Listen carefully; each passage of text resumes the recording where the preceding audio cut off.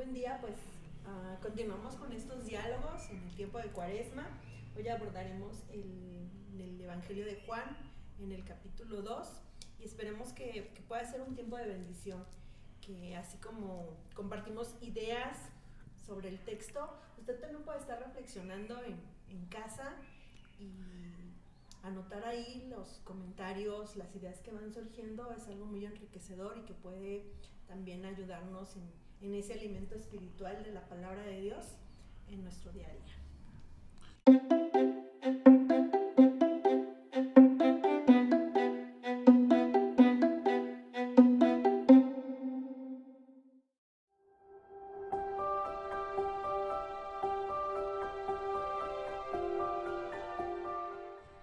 Juan capítulo 2 versículos 13 al 22. Dice así: La Pascua de los judíos estaba cerca y Jesús subió a Jerusalén.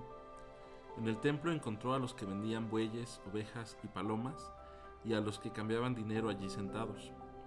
Y haciendo un látigo de cuerdas, echó a todos fuera del templo con las ovejas y los bueyes. Desparramó las monedas de los que cambiaban el dinero y volcó las mesas. A los que vendían palomas les dijo: Quiten esto de aquí, no hagan de la casa de mi padre una casa de comercio. Sus discípulos se acordaron de que estaba escrito: El celo por tu casa me consumirá. Entonces los judíos le dijeron: Ya que haces estas cosas, ¿qué señal nos muestras? Jesús les respondió: Destruyan este templo y en 3 días lo levantaré. Entonces los judíos dijeron: En 46 años fue edificado este templo, ¿y tú lo levantarás en 3 días? Pero él hablaba del templo de su cuerpo. Por eso, cuando resucitó de los muertos, sus discípulos se acordaron de que había dicho esto y creyeron en la escritura y en la palabra que Jesús había hablado.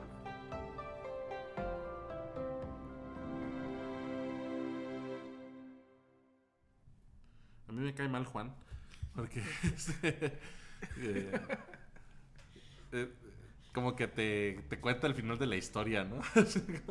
Estás leyendo el Evangelio y Judas, el que lo iba a traicionar, ¿no?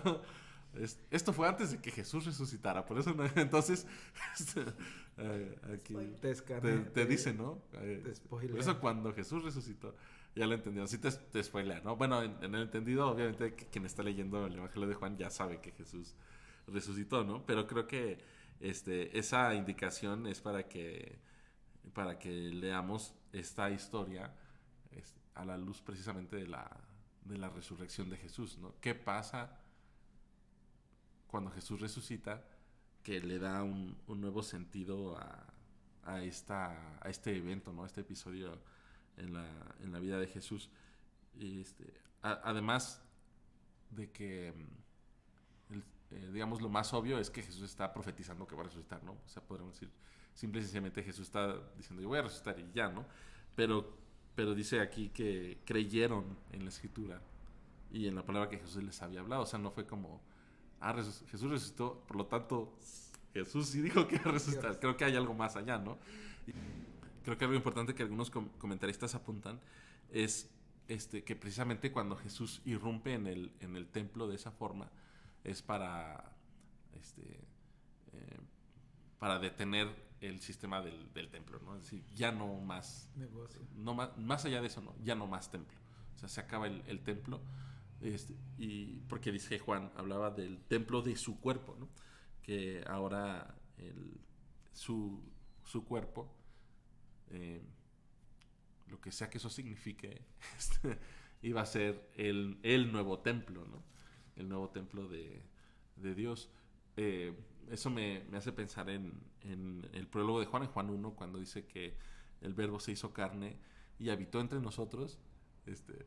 Voy a desquitar otra vez las clases del seminario. Que cuando dice que habitó en nosotros, usa el verbo skeno en griego, que se refiere a que puso su tabernáculo, ¿no? Haciendo referencia al tabernáculo de Éxodo. Entonces, que era el tabernáculo del encuentro de Dios con el pueblo. Entonces, de alguna manera, Jesús está diciendo: ya no necesitamos ni templos ni tabernáculos para encontrarnos con Dios, sino que en el cuerpo de Jesús o en Jesús, ¿no? Nos encontramos con Dios. Es un primer pensamiento.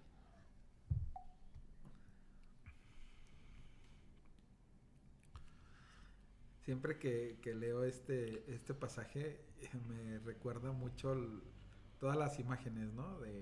Que giran en torno al pasaje, a un Jesús airado, a un Jesús latillando, volcando y moviéndose de un lado a otro en el templo, peleando con los mercaderes, ¿no?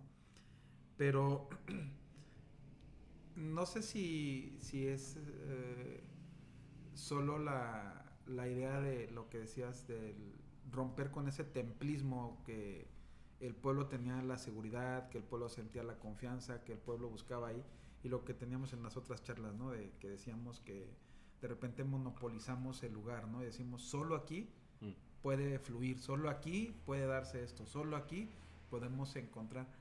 Y creo que Jesús rompe todo ese esquema, ¿no?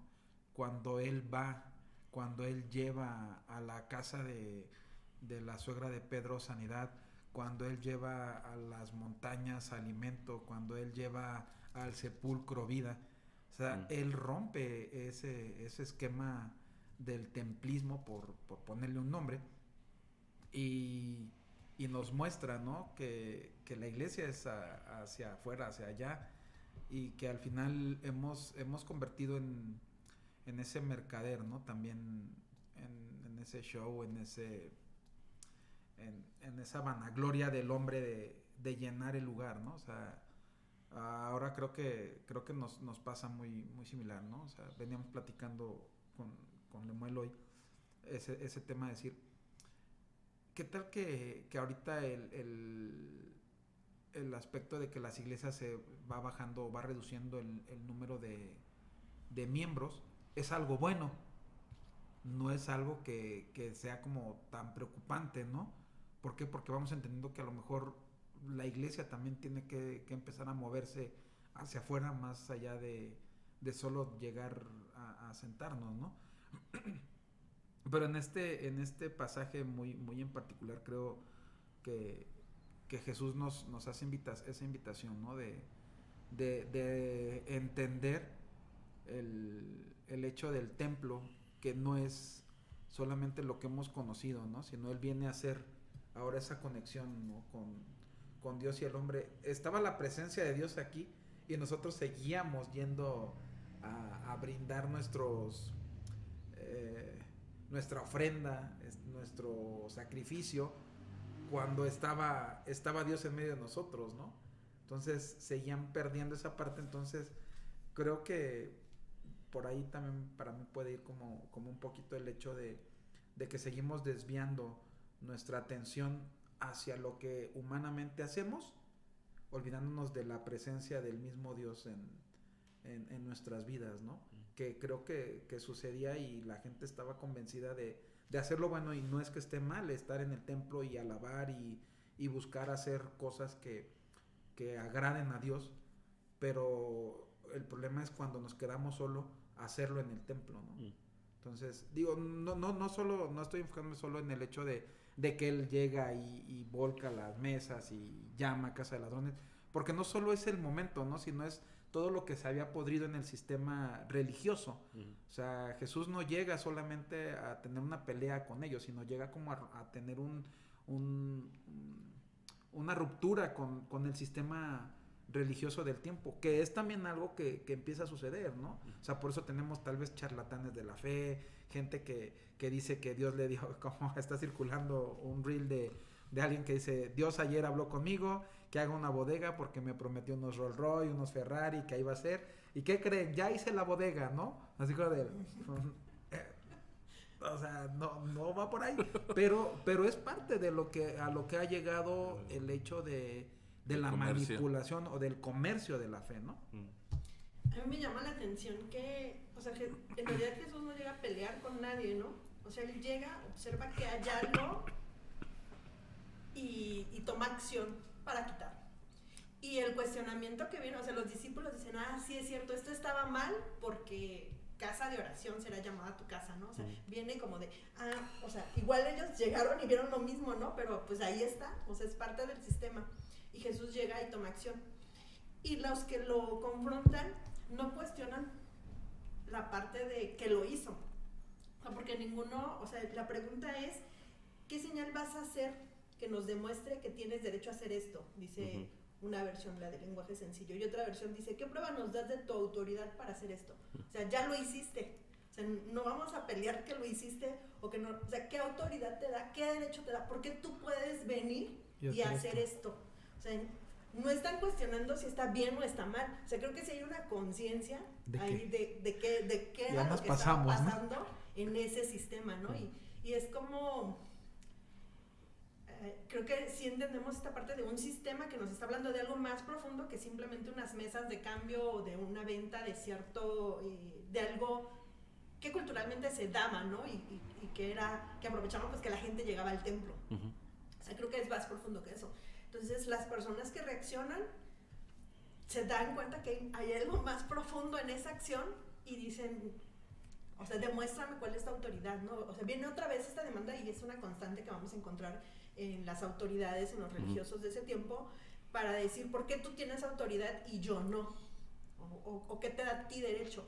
Pero nadie, o sea, en el momento que Jesús está tomando acción, nadie lo detiene, ¿no? O no vemos que alguien lo confronte de, a ver, espérate, ¿no? ¿Tú por qué? O sea, tiene la autoridad para hacerlo. Y ellos dicen, pero demuéstramelo, ¿no? O cuál es como tu carta de presentación en ese sentido.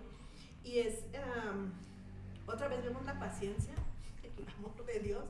O sea, que Jesús dice, esta va a ser, o sea, no, como que no se enfrasca en ese argumento tan corto. Y entonces él dice, y viene esta palabra profética, ¿no? De en 3 días lo construiré de nuevo. Y como dice el pastor, ¿no? La parte de, como Juan nos dice, y se refería a la resurrección y ya está, ¿no? O sea, a esto, a qué tan profundo era esa acción que él estaba haciendo. Pero en ese momento estas personas entienden pues lo que están viendo, ¿no? Lo que tienen de frente y dicen, ¿cómo mi esquema puede cambiar? O tiene que cambiar. Y el primer cuestionamiento no es por qué tiene que cambiar, sino tú por qué lo estás cambiando. Y es otra vez esa confrontación. Creo que Dios se sigue revelando a nosotros y nos muestra, ¿no? Que Él tiene la autoridad para hacer esos cambios, para transformar nuestra vida, para modificar, o sea, era algo evidente que estaba mal, pero pues que lo teníamos ahí, ¿no? Y pues así hemos venido caminando. Y no había quien lo cambiara, ¿no? Como para qué lo muevo si además funciona, o sea, está haciendo funcionar. Y él viene con esa autoridad y dice, esto te estorba, ¿no? Para encontrarte conmigo, para relacionarte conmigo, esto nos va a perturbar, ¿no? Entonces lo hacemos a un lado y tenemos ese acercamiento. Entonces me parece muy interesante. Yo me gusta como siento que ese versículo nos marca, ¿no? El tránsito de algo tan palpable, una acción tan concreta como tirar algo, deshacerse de algo, para llevarnos a algo mucho más profundo, ¿no? Y otra vez ese cambio de dimensión o de perspectiva que podemos bien estar, comentábamos hace un momento, ¿no? Creyendo que se trata de mí, de lo que estoy sintiendo, de lo que me está pasando, de lo que está sucediendo. Y Dios quiere que otra vez levantemos nuestra mirada y lo veamos a Él y digamos, quiero encontrarme contigo. O sea, ¿quién eres tú? ¿No? ¿Quién eres tú en mi vida y en esta comunidad? O sea, donde nos reunimos para adorarte y para reconocerte, si acaso te reconocemos, ¿no? A mí me llama la atención eso que mencionas porque dice que los discípulos lo entendieron hasta que Jesús resucitó, ¿no? O sea, para ellos, yo me imagino que se quedaron en un primer nivel, así de la impresión de ver que Jesús, o sea, obviamente entendieron que algo estaba pasando, que algo Jesús estaba cambiando. Hemos hablado de cómo Dios pacientemente nos habla. Aquí no veo a Jesús muy pacientemente tirando las cosas, ¿no? Y obviamente, y no sé si deba decirlo o no, pero este pasaje va más allá de si puedes poner tu tiendita en la iglesia o no, ¿verdad? O sea, tiene poco o nada que ver con eso y tiene que ver más con lo que mencionabas, ¿no? Tenemos un sistema que nos hemos creado nosotros para adorar a Dios, ¿no?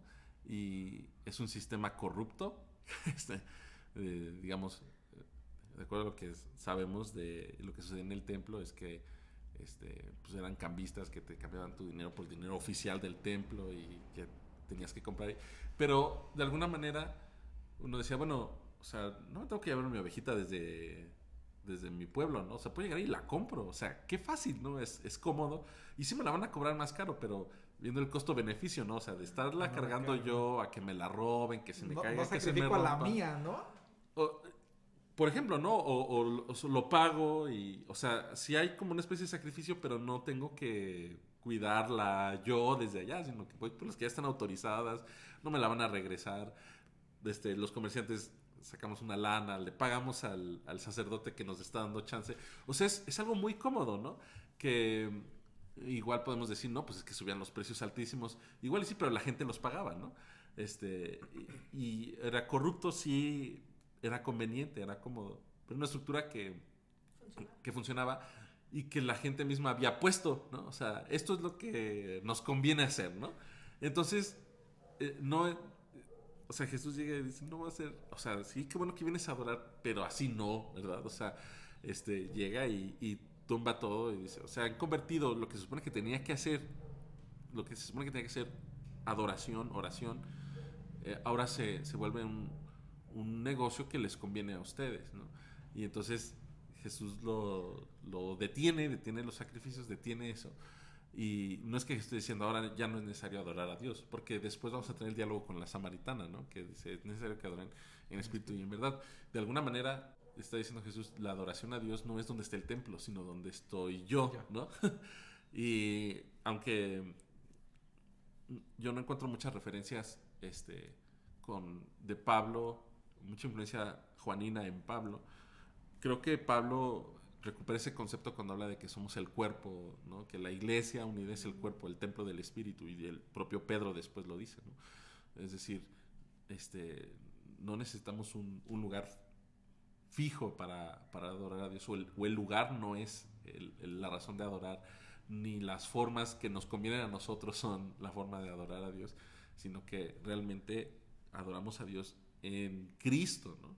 Y adoramos a Dios en Cristo, en espíritu y en verdad, y nos encontramos a Dios no en el templo, ¿no? O sea, no vamos al templo porque ahí está Dios, sino que nos encontramos a Dios en Cristo, ¿no? Y vamos al templo por otras razones, ¿no? Y adoramos en comunidad por otras razones y hay un espacio, pero el templo no es lo que nos vincula. No estamos limitando, o sea, cuando decimos solamente en el templo, estamos pretendiendo limitar la acción y la gloria de Dios a un lugar, que tendremos que decir con toda seguridad, y creo que es parte del problema sionista, y ya no me voy a meter en política, de decir, es que se necesita reconstruir el templo de Jerusalén, ¿no? Porque entendemos de alguna manera que nuestros templos protestantes no es el único lugar donde está Dios, ¿no? Pero queremos de todas maneras que se reconstruya el templo en Jerusalén. No es cierto, ¿verdad? Jesús dice, ahí no, o sea, no vamos a adorar a Dios en el templo, porque la presencia de Dios no se limita ahí, ¿no? Sino que está en Cristo, y adoramos en Cristo a Dios. Mencionabas en tu primer comentario, en referencia a eso, que notamos que mucha gente no está viniendo a la iglesia, ¿no? En general, ¿no? Que se está perdiendo como esa parte, y lo relaciono con esto porque a veces creemos, otra vez en nuestros parámetros de éxito de un ministerio, o de que algo está sucediendo con lo que Dios nos ha entregado, en esa ecuación de números, ¿no? En ese sistema que nosotros entendemos como decir, bueno, lo que estamos haciendo como liturgia, como enseñanza, como adoración en nuestra comunidad de fe, hay resultado porque está lleno, ¿no? Porque hay personas. Como si la gente necesitara tener una relación con la iglesia para tener ese encuentro con Dios, cuando es al contrario. O sea, la gente tiene un encuentro con Jesús, tiene un encuentro con Dios, y por eso necesita o entiende que debe acercarse a esa comunidad de fe donde va a seguir creciendo, donde va a profundizar, donde va a madurar esa fe incipiente, ¿no? Pero viene primero esa relación con Dios, ese encuentro con Él, y entonces viene ese encuentro con la comunidad. Y aún, me gusta mucho esta aportación que hizo el pastor Lemuel, ¿no? Aún sigue el énfasis en la enseñanza de Pablo de decir cuál es la comunidad, o sea, otra vez, no es el edificio, no es el templo, no es el lugar, o sea, la comunidad, el templo del Espíritu Santo es cada uno de nosotros. Entonces, no necesariamente, y creo que es una cuestión muy arraigada, un sistema muy arraigado que tenemos como iglesia en el éxito de cuando hacemos algo, llámese evangelismo, enseñanza, compasión, de cuántas de esas personas terminan viniendo a la iglesia. Y si no reportamos un número como tal, entonces no funcionó, entonces no es.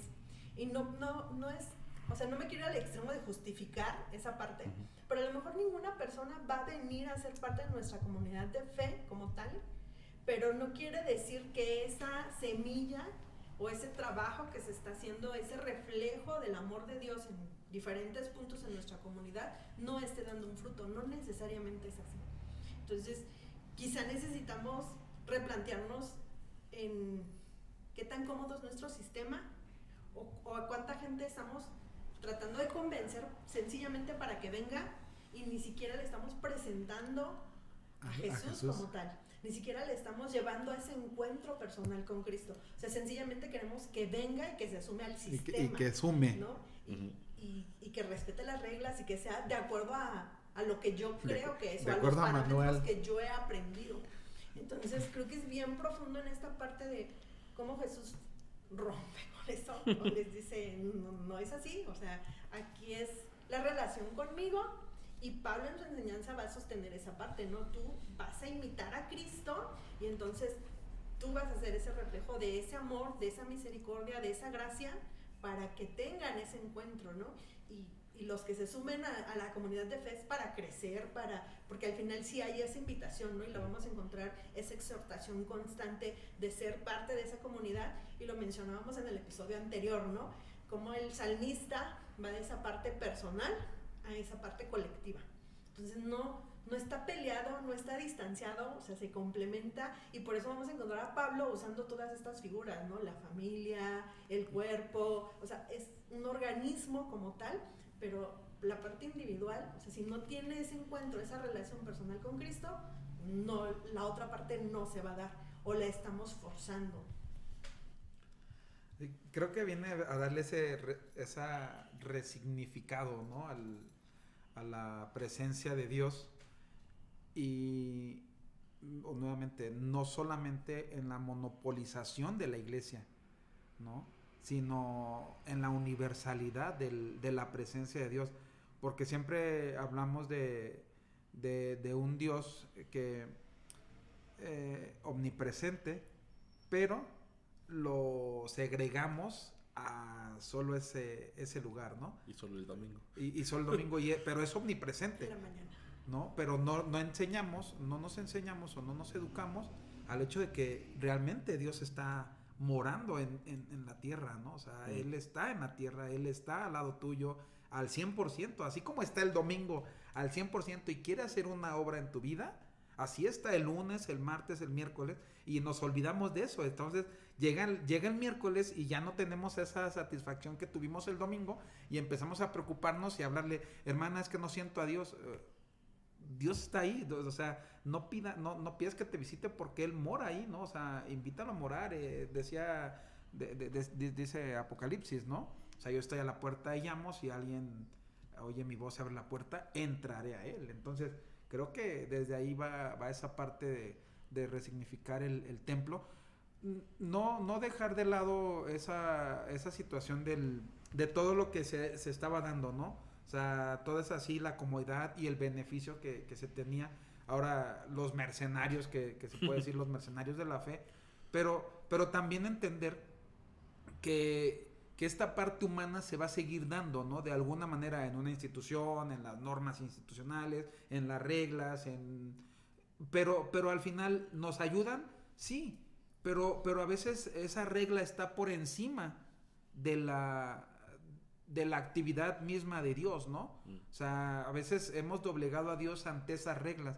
No que estén mal las reglas, pero nosotros hemos hecho que las reglas superen a la presencia de Dios. Y entonces creo que ahí volvemos a ese punto, ¿no? Tal vez ya no hay cambistas, como decía Lemuel hace un rato en su comentario, el problema no es tener la tienda, ¿no? El problema es que ahora yo ya voy a la iglesia porque tengo que atender un negocio, ¿no? Porque esto me tiene que dar, cuando dicen, oye, vas por un sueldo acá a tal lado, sí, como todo trabajador, pero ya después dices, vamos a crecer, pero ya no ves como el crecer por el beneficio de las almas que van a salvarse, sino es, ok, entre más gente, más diezmos, más ofrendas, ¿no? Y entonces, ¿qué tengo? Pues ya tengo un mejor sistema para tener como, para un ingreso.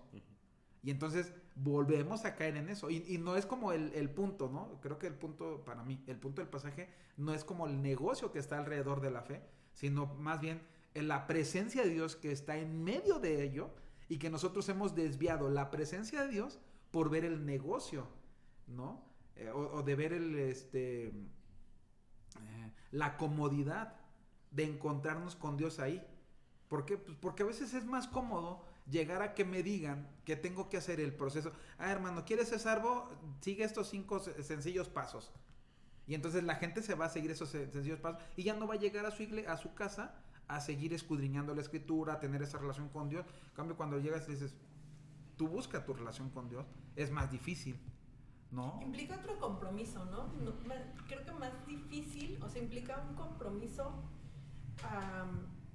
Brevemente, eso leí hace unos días, ¿no? A lo mejor tú eres la única Biblia que mucha gente va a leer, ¿no? Con tu día a día, con lo que tú haces, con tus acciones, con tu manera de expresarte. Y a veces no queremos esa responsabilidad, ¿no? Es más cómodo, para que llevo mi oveja desde acá y yo la tengo que cuidar, mejor sabes que te encamino y allá que te enseñen, ¿no? Allá que te digan porque ellos estudiaron, porque se prepararon y quiénes son ellos, 1 o 2 tal vez, ¿no? Que obviamente necesitamos esa parte, o sea, pienso que otra vez no está peleado, ¿no? Así como decía en el comentario anterior, la parte individual con la colectiva no está peleado. Creo que sí es necesario un sistema, una forma de organización, pero cuando perdemos el enfoque, Jesús va a venir y va a decir, esto no sirve, ¿no? Ya desvirtuaste por dónde era. Entonces, la responsabilidad, si asumimos cada uno de nosotros esa responsabilidad de ser la iglesia, de ser el reflejo de Dios ahí donde estemos, o sea, la perspectiva cambia totalmente, ¿no? El compromiso cambia totalmente. Entonces, pues es más sencillo decir, pues es que la iglesia lo lastimaron, ¿no? Le hicieron algo y por eso ya la gente no quiere venir. Es que es aburrido, es que no programan bien, es que, o sea, derivamos la responsabilidad que al final, voy a decirlo así como tal, ¿no? Podría Dios estar demandando de nosotros, porque nos gusta ver la parte de ese Dios que nos ama, que nos cuida, pero Dios también pide obediencia, ¿no? En ese seguirle, ¿qué estamos haciendo? Cómo nos estamos sumando a lo que Él está haciendo en nuestra comunidad. Y es más fácil como derivar la responsabilidad, el compromiso hacia una institución, hacia un cuerpo, que además ahí se va a diluir, ¿no? O sea, ya tendríamos que ser como muy precisos para decir el comité de tal, o el presidente de tal, o el pastor, o la junta, o sea, ya se va a diluir en la iglesia, ¿no? Como tal, como comunidad, es responsable. Cuando Jesús está diciendo, si el encuentro es personal conmigo, y tú vas a estar ahí donde se necesita luz, donde se necesita sal, donde hay que hacer un cambio, porque no puedes ser tú ese canal. Entonces, pienso que sí es en esa parte muy, muy profundo el hecho de asumir ese compromiso y decir, sí soy seguidor de Cristo, pero no solamente por el beneficio, ¿no? O sea, también la obediencia que puedo dar al reconocer lo que Él está haciendo en mí. Y no es, otra vez, ¿no? Lo que decíamos hace ratito, no es algo que haga en mis fuerzas, no es porque, yo soy buenísimo en esto y por eso yo tengo que hacerlo. O sea, es porque su gracia me puede usar a mí así como soy, con todos los defectos, y va a haber un proceso en mí, pero va a alcanzar a otros, porque al final es Él quien está haciendo algo, quien está transformando esa comunidad. Lo que Willy decía, ¿no? Que es cómodo ir a la iglesia porque te dan los pasos, ¿no? Si quieres hacer 1, 2, 3, 4. Yo creo que incluso hemos llegado a un punto, como iglesia evangélica, en el cual ya ni siquiera te dan los pasos de la salvación, ¿no? Te dan los pasos de cómo alcanzar el éxito en A, B o C, ¿no? Y te dan los pasos, te dan las claves, te dan los principios, te dan esto y lo otro. Y lo que mencionábamos, no sé si en cámaras o detrás de cámaras, de este individualismo, ¿no? Porque todo se trata de ti, ¿no? Sí, Dios nos ama de manera personal, lo hemos mencionado a lo largo de estos episodios, pero no eres tú el fin en ti mismo, ¿no? Y hay un fenómeno que se ha estudiado en Estados Unidos, que creo que aplica para el mundo evangélico en general, que es este asunto del deísmo moralista terapéutico, ¿no?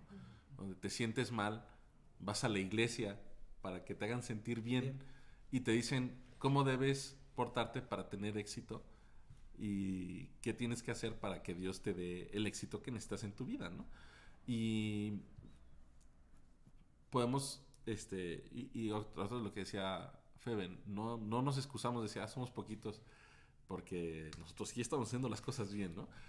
Pero hay algo que no podemos eludir, que es que muchas de las iglesias que en apariencia tienen grandes números, o que tienen grandes números, ¿qué tanto de este moralismo terapéutico están promoviendo, ¿no? O sea, vas a la iglesia, tienes tu tiempo de catarsis y después te dicen, mira, si quieres que tú seas exitosa, la Biblia te dice esto, ¿no? Que uno, o sea, yo no puedo evitar sino cuestionarme su exégesis, ¿no? Su hermenéutica. Pero independientemente de eso, es ese énfasis, ¿no? Vienes a la iglesia, en el afán de darte un evangelio práctico, no te terminan dando el evangelio, ¿no? Te terminan dando consejos que puedes escuchar en la mañana con Mariano Osorio, ¿no? Que puedes ir al Sanborns en la sección de autoayuda y los encuentras ahí, ¿no? Y con psicólogos que a lo mejor hasta tienen mejor preparación que un pastor en ese asunto, ¿no? De psicología. Y pienso en lo que leíamos, lo que predicaban sobre la casa de Pedro, cómo se llena la casa de Pedro de gente que está buscando terapia, ¿no? Y Jesús dice, híjole, creo que no es por aquí, ¿no? Sí. Dice, necesito predicar, o sea, vine para predicar el evangelio. Entonces, tenemos que ser cuidadosos de eso, ¿no? Que hacemos la iglesia a nuestra conveniencia, a nuestra comunidad, como nos hace sentir bien, y entonces vemos que los números empiezan a subir y a subir, y decimos, no, pues, vamos bien, ¿no? El sistema funciona. Y entonces llega Jesús con su látigo y nos arrastra a todos. Por un lado. Por otro lado, somos pastores, ¿no? Y nos reunimos cada domingo. O sea, realmente seguimos yendo a una iglesia, seguimos llegando a un sistema y no estamos parados. Tenemos nuestras banquitas y las tenemos con su colchoncito para que esté cómodo y tenemos su buena iluminación y queremos mejorar nuestro equipo y terminando el servicio sacamos nuestro cafecito y nuestras galletitas para que nos quedemos en escuela dominical. O sea, no es que esté peleada la comodidad, ¿no?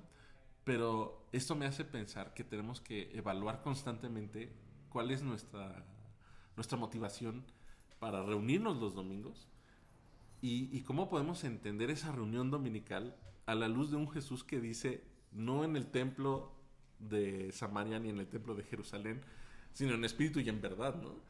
Sí, y vamos a eso mientras lo predicamos en el templo, un domingo, después de haber tenido una liturgia, porque eso es lo que hacemos, formal o informal, pero establecida, ¿no? O sea, es como una ironía, es como una paradoja, pero tenemos que reflexionar qué significa para nosotros reunirnos el domingo, ¿no? Y aunado a eso, que efectivamente después del domingo está la presencia de Dios en la vida de las personas, ¿no? Entonces, una de las preguntas con las que yo inicio la clase de bases de la adoración es esta: ¿por qué vas el domingo a la iglesia, no? ¿Por qué vas el domingo a la iglesia? Y realmente poco sabemos de por qué vamos el domingo a la iglesia, ¿no? Sin embargo, seguimos yendo el domingo a la iglesia. ¿Y cómo equilibramos eso, no? Ir el domingo a la iglesia, a un templo, con sus comodidades, y al mismo tiempo seguir diciendo, no tenemos que ir el domingo a la iglesia para encontrarnos con Dios, ¿no? O sea, sí debe llevarnos una reflexión profunda. Yo no voy a proponer que abolamos el domingo, ni la iglesia, ni nada, ¿no? Ahora los sábados. pero ahora los sábados, ¿no? Pero sí tenemos que resignificar esa reunión dominical a la luz de un Jesús que llega al templo, que para todo el sistema, que expone todo lo que está mal, que expone todo lo que es conveniente para nosotros y que dice que en su templo, en su cuerpo, en él nos encontramos con Dios, no en el templo de Jerusalén, no en el templo de piedras. Hace unos días veía un video de un misionero que... Era un meme. No.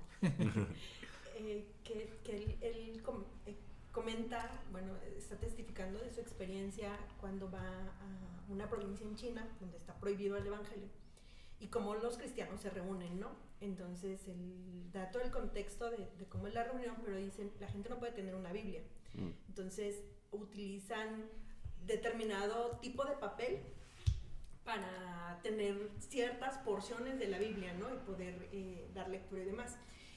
Y que específicamente el lugar donde él llegó, él estaba totalmente impactado porque la gente decía, yo no puedo tener una Biblia, entonces, ¿qué hago? Cuando llego a tener una porción, lo memorizo, porque ahí no me lo pueden quitar, ni me pueden acusar de poseer algo ilegal, ¿no?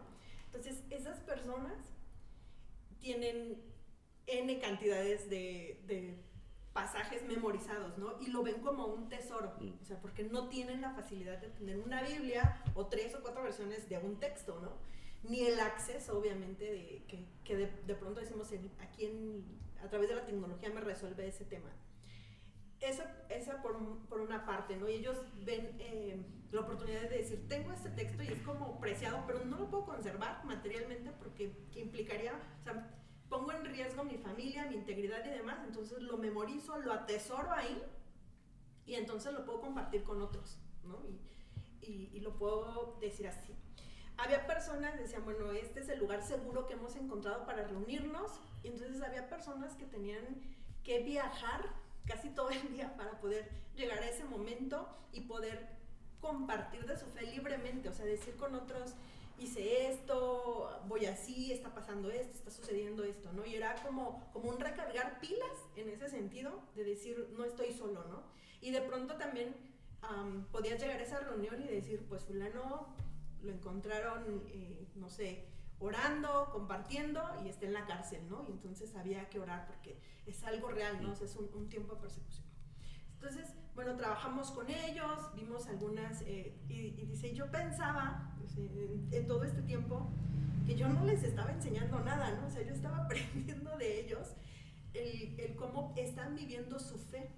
Porque además no es como de, ok, yo ya soy y ya estoy bien aquí, ¿no? Es como, ¿cómo comparto con los demás, con mi familia, tomando todas las precauciones de un sistema que me está persiguiendo, pero que veo que esa es la bendición y que tienen que saber los demás? Entonces, corriendo riesgos para proclamar el evangelio, ¿no? Y yo decía, yo pensaba en todas las comodidades que hay, en todo lo que hemos hecho en nuestra iglesia para que la gente venga, ¿no? O sea, que haya café, que la calefacción funcione. Obviamente es un pastor estadounidense el que hablaba, ¿no? Y decía que la iglesia, que el estacionamiento sea así, que haya alguien que reciba, que salude, y que son cosas necesarias, ¿no? O sea, que nuestra cultura se han hecho necesarias, o las hemos hecho necesarias. Pero cuánto en facilitar esa parte hemos diluido el propósito de lo que es el evangelio, ¿no? ¿A qué nos reunimos? El último día que estoy con ellos, pregunto, hago el compromiso de orar por ellos, ¿no? Y yo pensé que me iban a pedir, pues oré por nuestra seguridad, o porque nos podamos tener más acceso a estos recursos y demás. Y una persona me dice, queremos que ore para que nosotros algún día podamos tener una iglesia como la que usted tiene. Dice, y a mí me hace clic todo lo que he venido pensando en ese tiempo que estaba con ellos, esos días, porque ni siquiera son semanas, esos días que he compartido con él. Y dije, no. O sea, créanme que me llevo la oración de que ojalá mi iglesia sea como ustedes. O sea, que tengan ese anhelo de reunirse, ese anhelo de compartir la palabra, ese anhelo de memorizar, de atesorar, pero de vivir la fe. Entonces, no voy a orar para que su fe sea estancada en un sistema cómodo que le facilite todo. O sea, voy a orar por su protección, porque si haya más recursos, de modo que puedan seguirse moviendo y que esas personas que están tan en contra del evangelio, pues puedan ser alcanzadas por Dios, ¿no? Y cambien la realidad en su país. Pero, o sea, tanto como, o sea, me llevo más bien la oración de que mi comunidad, yo pueda llevar a mi comunidad a esa convicción. Entonces, de pronto pienso en esta parte, ¿no? De cuánto de esos elementos que hemos sumado a nuestro tiempo de comunidad terminan por estorbar el crecimiento de cada una de las personas, ese compromiso, repito, que deberíamos tener cada uno, de decir, yo tengo que proclamar el evangelio, esto que he recibido, esa convicción, ese amor y esa gracia que me desborda, y no lo veo solo como un mandamiento o algo más que tengo que hacer, ¿no? Un paso, un checklist que tengo que palomear para decir, ya estoy más cerca, ya soy Dios cristiano, está contento conmigo y entonces voy a recibir esto, sino realmente estoy viviendo esa fe y me estoy moviendo en la sociedad que así lo necesita. Entonces quizá me lleva eso el texto, ¿no? A reflexionar todas esos privilegios que tenemos, que si bien podemos enumerar algunas limitaciones, algunas cosas que nos gustaría alcanzar, que pensamos que podrían ayudar o contribuir a mejorar lo que estamos haciendo, más bien reflexionar en esos privilegios y qué tanto han obstaculizado nuestro crecimiento como comunidad y personalmente, y nos han alejado del verdadero propósito, ¿no? Contestar esa pregunta que lanzaba el pastor Lemuel, ¿no? O sea, ¿cuál es el propósito de reunirnos? Y fíjate que no es como terminar diciendo el templo está mal, ¿no? O sea, porque al final Jesús no llega a tachar el templo y decir esto no funciona, esto no es lo que debe ser. Más bien llega a romper aquello que se está haciendo mal, ¿no? Ahí dentro del templo, aquello que ha facilitado a la gente o que ha hecho que la gente ya sienta como del, mira, van a proyectar la Biblia, ¿para qué cargo la mía? Puedo hacer una transferencia, ¿para qué preparo un dinero? Puedo, no sé, me van a dar café, pues ¿para qué contribuyo en algo? ¿Para qué llevo yo? No sé. O sea, ese tipo de cosas que a lo mejor hoy vemos en la asistencia a la iglesia es qué tan cómodo es llegar, ¿no? O sea, hoy estamos hablando incluso de nichos para la iglesia. Nichos en donde, ok, ¿quieres una iglesia que te hable que te decrete que este es tu año? Está a tal lugar y asiste ahí y ahí te van a motivar. ¿Quieres una iglesia para esto? O sea, creo que esas subdivisiones y esos nichos que se han formado precisamente es esto, ¿no? O sea, esta parte de, no digo que esté mal porque al final cada quien busca algo también, pero cuando buscamos eso que se trata de nosotros, eso que nos facilita la vida, eso que nos ayuda a cumplir nuestro destino desde nuestra percepción, entonces creo que estamos equivocando el camino porque no nos estamos encontrando con Dios, nos estamos encontrando con la mejor versión de nosotros. En cierto sentido, o la mejor versión que creemos que la sociedad incluso nos ha dado, la de éxito. Escuchaba a Paco Palafox hace unos días hablar, lo invitaron a un congreso y él decía, yo nunca he querido ser el número 1, mi éxito es ser el número 20 o 30 o 40, ¿no? O sea, si ustedes me ven en el congreso es porque alguien me vio y tuvo a bien y me invitó, pero esto no es lo mío. Yo soy feliz haciendo mis cómics y compartiendo. Dice, yo allá encerrado estoy. Ese es éxito para mí. Si yo estoy encerrado toda la vida escribiendo, yo ahí estoy feliz, ¿no? Pero la sociedad nos dice, necesitas ser el 1, necesitas llenar los auditorios, necesitas salir a más seguidores, porque ese es el éxito. Entonces, esa es la parte, ¿no? que a mí me lleva a pensar el hecho el templo no está mal. O sea, no voy a partir del punto de lo que está en el templo está mal, no. Es la actitud con la que llegamos al templo y por eso la pregunta, ¿no? Que nos tiene que hacer reflexionar es, ¿a qué vas al templo, no? O sea, ¿qué te atrae al templo? Oye, me atrae porque el domingo es el día que más me puedo lucir con mi mejor vestimenta o llevar mi auto nuevo o para que la gente vea cómo adoro a Dios, ¿no? O sea, ¿qué te mueve ir al templo? Esa es una pregunta de escuela dominical que hemos respondido tal vez sistemáticamente. ¿A qué vienes al templo? A adorar a Dios. ¿Y qué significa eso, no? ¿Qué significado tiene para ti? O sea, ¿por qué? Porque esa actitud de llegar y decir, adorar a Dios, venimos a hacer doxología, venimos a hacer en comunidad algo que haga fruto, que haga un eco. Eso es lo importante, ¿no? Porque solo llegar y salirnos y saludarnos e irnos, ¿qué crecimiento también nos da? O sea, sentarnos al lado de alguien y levantar las manos y cantar, ese es todo el crecimiento que vamos a tener. Esa es la manera en la que vamos a escudriñar nuestras vidas en la comunidad.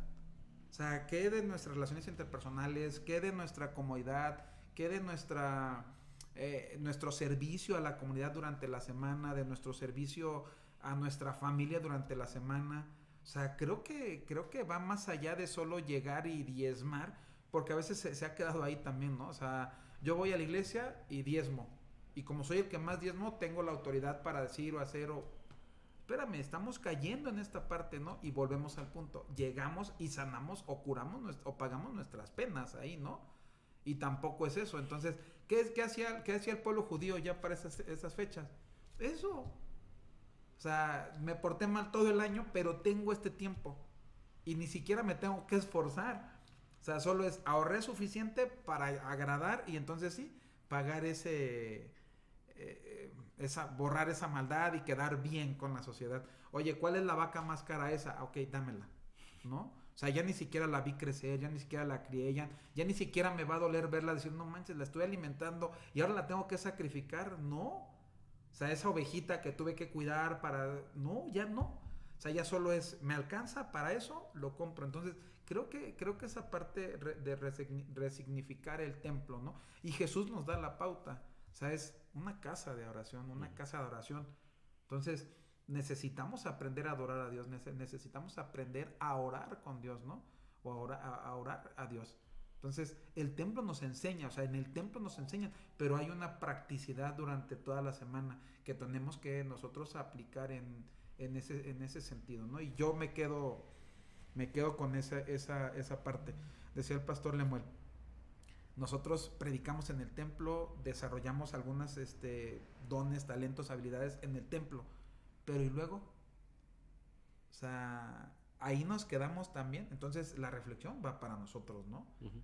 En ese sentido, decir, necesitamos hacer más, porque no solamente es el domingo, no solamente son esas 2 horas, porque incluso los templos están desperdiciados en algún sentido, ¿no? O sea, porque abrimos el templo 2 horas a la semana, cuando más auge hay, pero ¿qué más provecho? Y pagamos una lana por mantenimiento, que al final es igual, ¿no? O sea, creo que estamos cayendo en esa parte igual, punto. No es que esté mal el templo, tal vez nuestra actitud ante lo que estamos tomando ahí.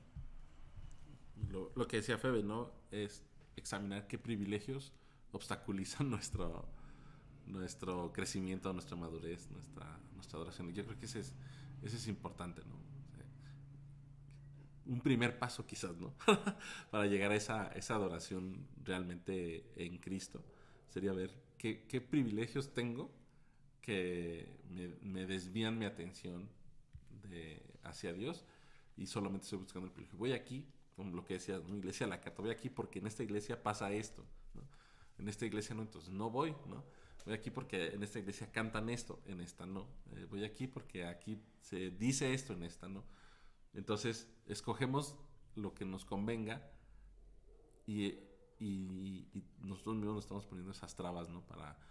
Para ser confrontados con la palabra de Dios, con el Evangelio, que para mí creo que es imprescindible, ¿no? El hecho de que Jesús, teniendo éxito en la casa de Pedro, milagros y todo, haya decidido irse a otro lugar para poder predicar el Evangelio, a mí me refuerza esa idea de que el Evangelio tiene que ser central en la adoración, ¿no?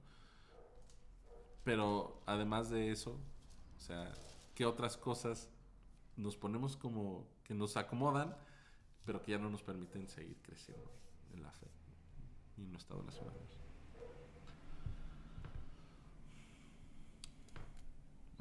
Pues a modo de conclusión me quedaría con esa parte de revisar primero porque hay un sentido, ¿no? Cuando queremos hacer que la casa de Dios esté bonita, o sea, creo que hay una intención en eso, y de decir, para invitar a otros, ¿no? Para decir, mira, esta es mi iglesia y hay estas facilidades, o no hay un problema de estacionamiento, ahí está, vives bien lejos, bueno, hay un café, algo, o sea, hay una, creo que de inicio ese sistema se da porque hay una intención de facilitar el que podamos reunirnos, ¿no? No necesariamente nos va a estorbar, ¿no? El problema es cuando nos rebasa ese sistema y entonces ya es, o sea, funcionamos para que... Servimos al sistema. Exacto, servimos al sistema, ¿no? Y todo gira en mantener ese sistema, aunque hayamos diluido la relación. Entonces creo que este confrontamiento con el texto nos permite entender más allá, ¿no? Y otra vez la dimensión en la que Dios se quiere mover en la humanidad, ¿no? De acciones bien concretas, de decir, hay que retirar esto, pero con propósitos mucho más sublimes, ¿no? Y eternos, y que quizá no podamos, o sea, no vamos a dimensionar del todo, pero que en esa relación con Él podemos discernir, podemos entender. Y la importancia de reenfocar, ¿no? De decir, ok, si estoy cantando, si estoy siendo parte de la comunidad, en ese tiempo colectivo de enseñanza y aprendizaje, estoy presente y me esfuerzo, pero en mi día a día, en mi encuentro personal, ¿cómo andamos, no? O sea, ¿cuánto recurro a la palabra? ¿Cuánto me confronto con ella? Y esa cereza del pastel, que podría ser esa reunión donde estamos, o sea, cómo está cimentada, ¿no? De qué la he nutrido y cómo estoy impactando a aquellos que no conocen aún, que no han tenido ese encuentro personal con Cristo. Cómo estoy siendo o tratando de ser ese canal y diciendo, Señor, aquí estoy, ¿no? Úsame, o puedo ser ese canal de bendición si tú quieres, ¿no? Entonces, aún con el spoiler de Juan, creo que es de mucha bendición y está por algo ahí, ¿no? O sea, es como Jesús les dice, destruyan, o sea, ahí está la cruz presente, pero lo levantaré, ¿no? O sea, hay bendición, hay una promesa, o sea, sigue estando ahí la buena nueva. Entonces, de pronto perdemos ese equilibrio y decimos, no, entonces fuera del templo, no, entonces dentro del templo, no, entonces todo va a ser sufrir, no, entonces solo hay que esperar la celebración. Sí, Jesús nos dice, es el camino, ¿no? Y vamos a caminar juntos, y la buena noticia es que Él quiere caminar con nosotros y seguir transformando. Porque entonces hacemos, a lo mejor ya no del sistema, pero sí de este esfuerzo de reformar el sistema o cambiar el sistema o mantener el sistema, hacemos ese fin, ¿no? Y el fin no es ni mantener el sistema, ni servir al sistema, ni reformar el sistema o cambiarlo o innovarlo, sino es la cruz de Cristo y su resurrección, ¿no? Totalmente. Y ahí está el asunto, ¿no? De cuando todo esto sirve para mostrarnos, ¿no? A ese Jesús.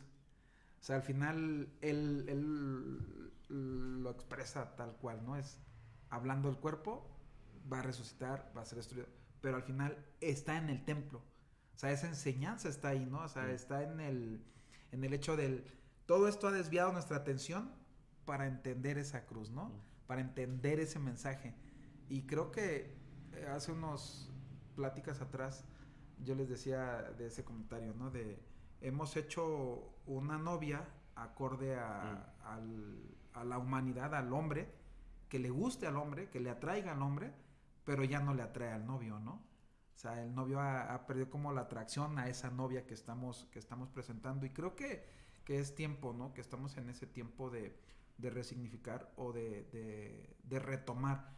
Decías hace un rato, Febe, y con eso quiero yo terminar mi participación, de a qué llegamos el domingo, a ese trabajo que hemos hecho durante la semana, mencionabas, y es precisamente eso nos va a llevar a tener una adoración más precisa, ¿no? ¿Por qué? Porque hemos trabajado, hemos sido guiados, hemos sido dirigidos por Dios en cuanto a nuestro tiempo de oración, de lectura, y cuando llegamos al templo y adoramos en comunidad, Dios responde a todas esas preguntas, Dios responde a todas esas necesidades, Dios responde al hecho de decirnos, vas por buen camino, sigue avanzando, ¿no? O date ese significado de lo que hoy hemos hablado y que he tratado contigo durante la semana.